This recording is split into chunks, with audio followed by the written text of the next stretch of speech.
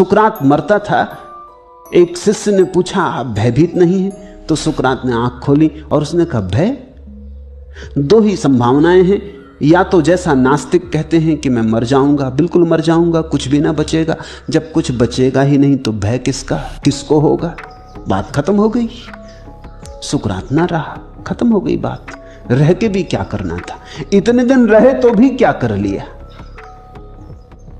जन्म के पहले भी नहीं थे तब तो कोई तकलीफ नहीं थी, मौत के बाद फिर नहीं हो जाएंगे तो तकलीफ क्या है? तुमसे मैं पूछता हूं, जन्म के पहले तुम नहीं थे, अगर नास्तिक सही है तो जन्म के पहले तुम नहीं थे, कौन सी तकलीफ थी नहीं होने में? कोई याद आती तकलीफ? जन्म के पहले की कोई तकलीफ याद है? जब थे ही नहीं तो तकलीफ कैसी?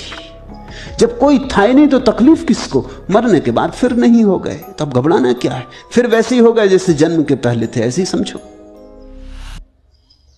तो सुकरात ने कहा अगर नास्तिक सही हैं कि आत्मा समाप्त हो जाएगी मृत्यु में, कुछ भी ना बचेगा, तो भय क्या? जैसे जन्म के पहले नहीं थे वैसे फिर नहीं हो गए, बात खत्म हो गई, आई गई हो गई, एक लहर उठी खो गई।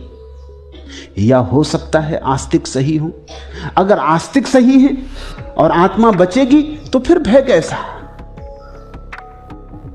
शरीर ही गया, हम तो बचे ही रहे, हम तो शरीर थे ही नहीं।